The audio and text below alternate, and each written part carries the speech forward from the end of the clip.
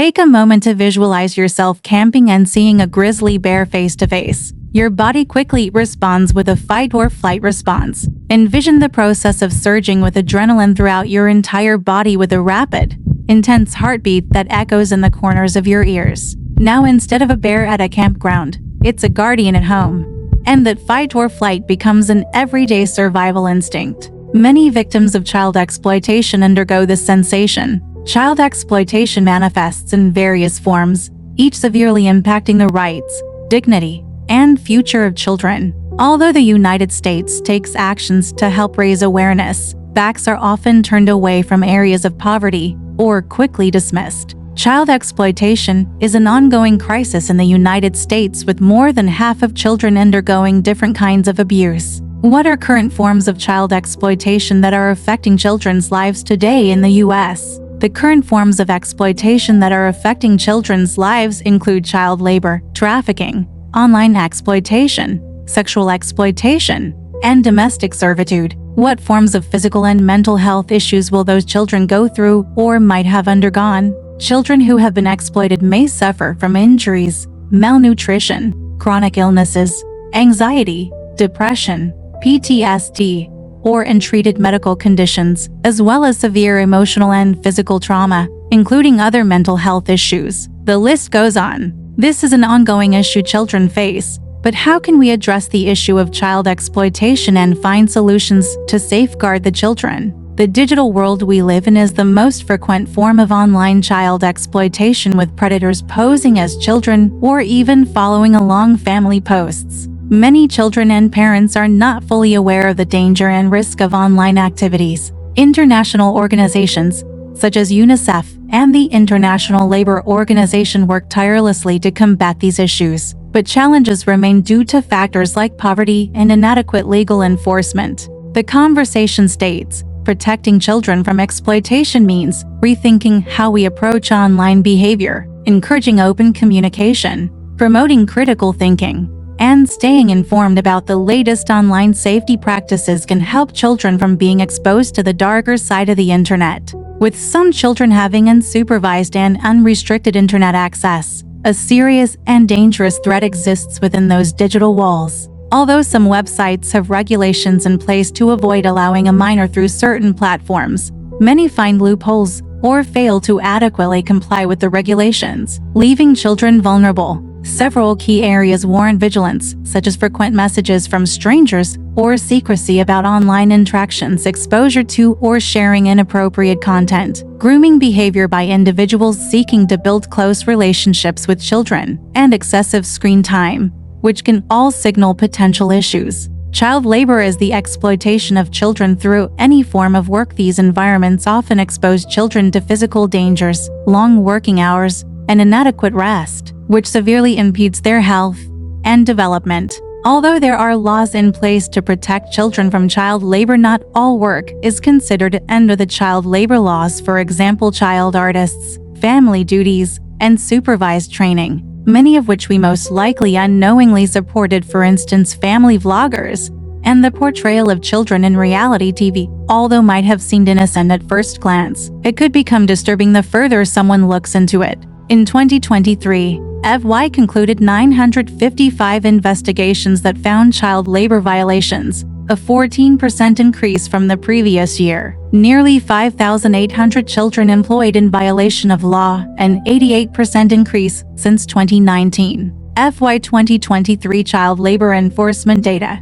While many are aware of child labor, not many are aware of domestic servitude, which is a form of child labor without pay. Domestic servitude. It is a modern-day slavery which is often overlooked as a child doing chores. In reality, it is a type of forced labor where the victim is expected to work every day and be on call without pay. Children who were adopted, are in the foster care system, and or in low-income households are often victims of domestic servitude. It is a form of trafficking which is extremely difficult to detect, because the work performed is usually done in a private residence that is used as cover for the exploitation and control of someone, but the moment they cannot leave on their own free will, it becomes a case of enslavement. The Trafficking Victims Protection Act of 2000 equipped the U.S. government with new tools and resources to mount a comprehensive and coordinated campaign to eliminate modern forms of slavery domestic, ally and internationally. According to the U.S. Department of Justice,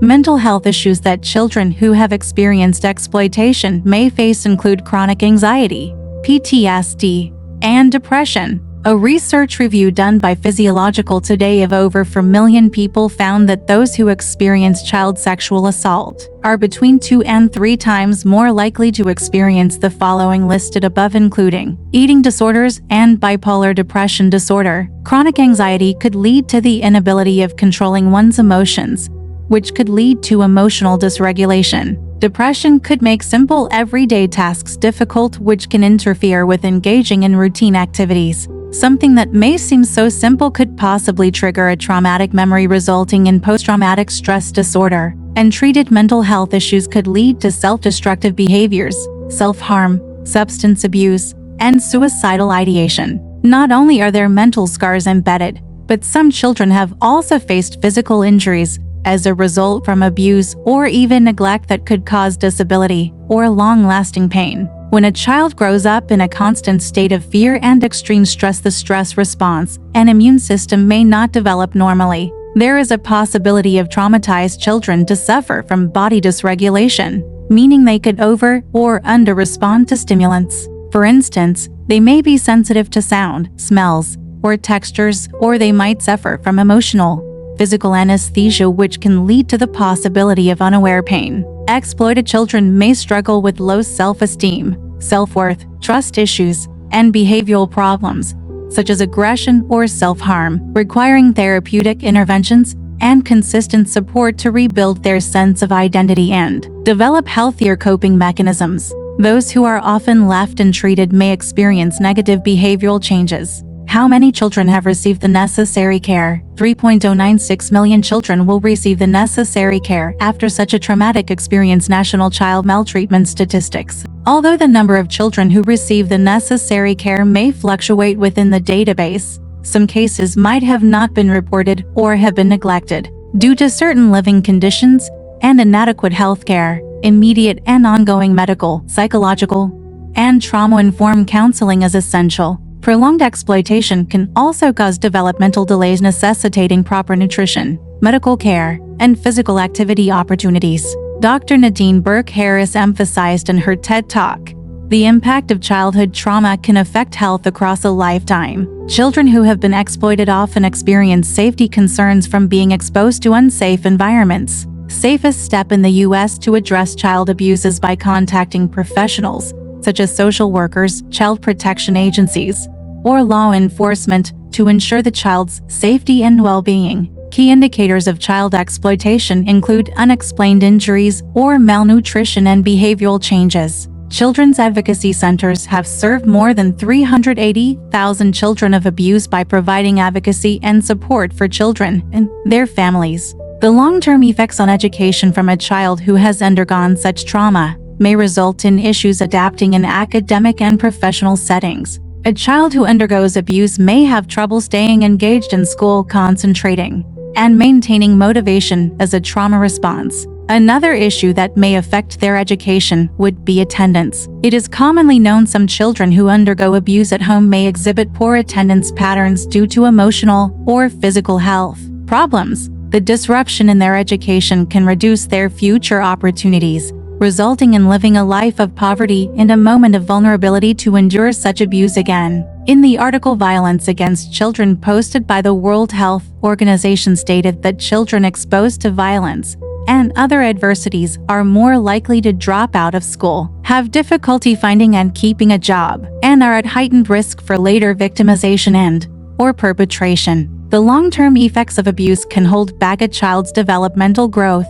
and affect their adulthood. As stated in Physiological Today, compared to adults who had not been abused, survivors of CSA were found to be less likely to thrive in the modern world of society. Since they have a deep traumatic history, some might experience difficulties in forming romantic relationships, friendships, and face issues with authority figures. In order for an adult to build a future, their younger self would need a sense of control. Children who face such trauma may view themselves as damaged, which will affect how they view the world. They have been programmed to live in survival mode.